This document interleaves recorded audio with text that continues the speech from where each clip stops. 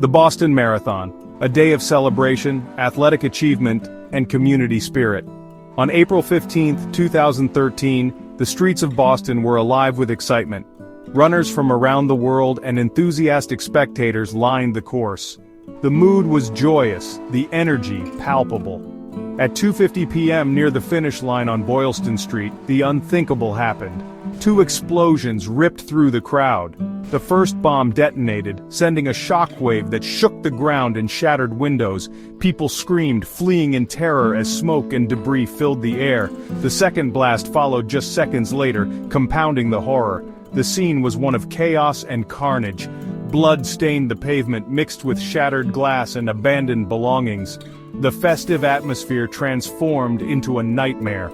The world watched in disbelief as the magnitude of the attack became clear. The immediate aftermath was a blur of sirens and first responders. Police, firefighters, and medical personnel rushed to the scene, working tirelessly to aid the wounded and secure the area. 3 people were killed in the blasts: 8-year-old Martin Richard, 29-year-old Crystal Campbell, and 23-year-old Lou Lingzi. Over 260 people suffered injuries, many severe and life-altering. The FBI quickly took the lead in the investigation, classifying the bombing as an act of terrorism. A massive manhunt for the perpetrators began. Images and videos from the scene were released to the public, seeking help in identifying the suspects. Fear and uncertainty gripped the city as the investigation intensified. Public transportation was shut down, schools and businesses closed, and residents were ordered to stay indoors. Boston became a ghost town as the manhunt continued. The eyes of the world were on Boston, waiting for answers and justice. 2 days after the bombings, the investigation took a dramatic turn.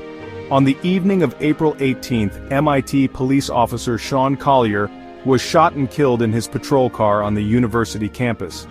The suspects, later identified as brothers Tamerlan and Dzhokhar Tsarnaev, carjacked a black SUV. They forced the driver to withdraw money from an ATM, holding him hostage for hours. The carjacking victim eventually escaped, providing crucial information to the police. He described the suspects and mentioned that they were heavily armed.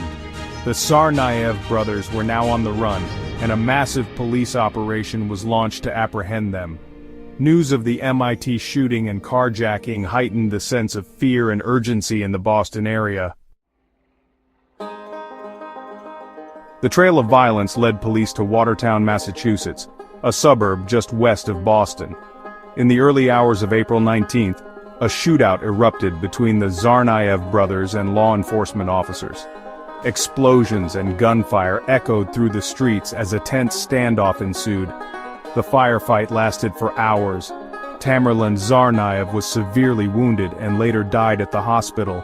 Dzhokhar Tsarnaev, however, managed to escape on foot, triggering a massive door-to-door search in Watertown. Residents were ordered to remain indoors as authorities searched for the surviving suspect. The city held its breath, hoping for a peaceful resolution to the terrifying ordeal. Later that evening, a resident discovered Dzhokhar Tsarnaev hiding in a boat stored in his backyard.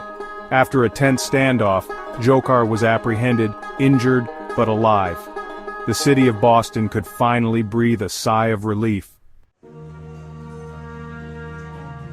The trial of Dzhokhar Tsarnaev began in March 2015. The prosecution presented a mountain of evidence, including eyewitness accounts, video footage, and forensic analysis. The defense argued that Dzhokhar was under the influence of his older brother Tamerlan and was not fully responsible for his actions. The jury ultimately found Dzhokhar Tsarnaev guilty on all 30 counts against him, including using a weapon of mass destruction resulting in death. In May 2015, he was sentenced to death. The conviction and sentencing of Dzhokhar Tsarnaev brought a sense of justice, but the scars of the Boston Marathon bombing run deep.